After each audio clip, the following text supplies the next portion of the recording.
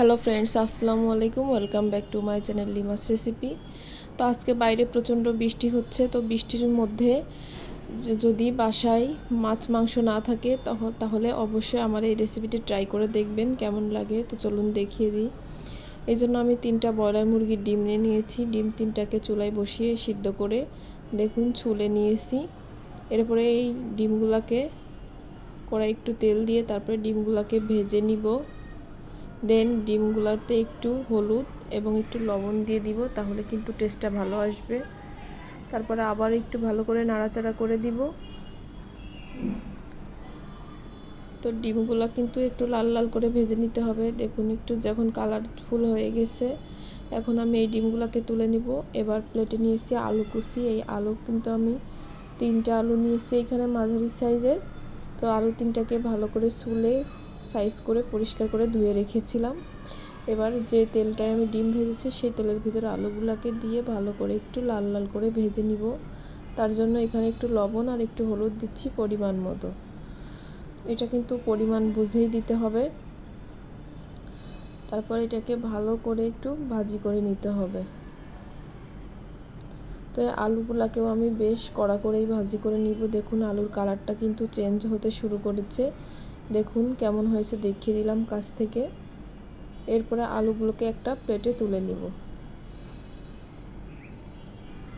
তো আলু আর ডিম কিন্তু ভেজে আমি তুলে নিয়েছি দেখুন। এরপরে আমি চলে যাচ্ছি মূল রেসিপিতে। এবার আমি এখানে একটা বাটিতে নিয়েছি 1 চামচ লাল মরিচের গুঁড়া, 1 চামচ লবণ, 1 চামচ জিরের গুঁড়া এবং 1 চামচ হলুদের গুঁড়া এবং 1/2 চামচ পরিমাণে গরম মশলার গুঁড়া। এটা কিন্তু আমার হোমমেড গরম মশলার গুঁড়া। তারপর একটু পানি দিয়ে এটাকে একটু নেড়েচেড়ে মিশিয়ে দিব।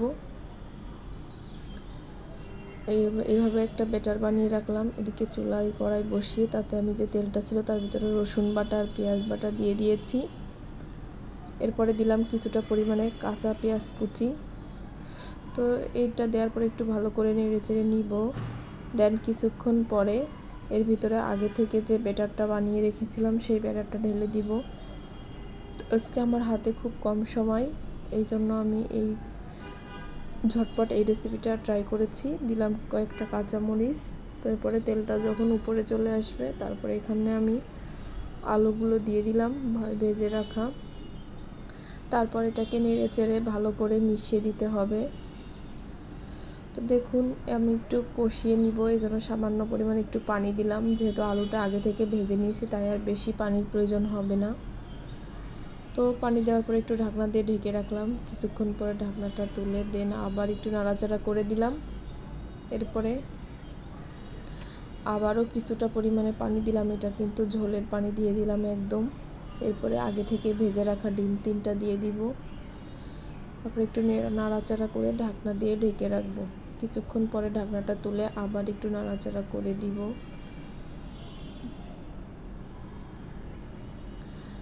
এবার আর একটু কিছুক্ষণ পরে আবার একটু নাড়াচাড়া করে দিব। দেখুন যেহেতু আমি ডিম আলুর ঝোল তৈরি করেছি তাই এই জন্য একটু ঝোলঝোলি রাখবো। চুলাটা বন্ধ করে দিয়েছি। এবার একটা প্লেটে তুলে আপনাদেরকে দেখিয়ে দিচ্ছি রান্নাটা আমার কেমন হয়েছে।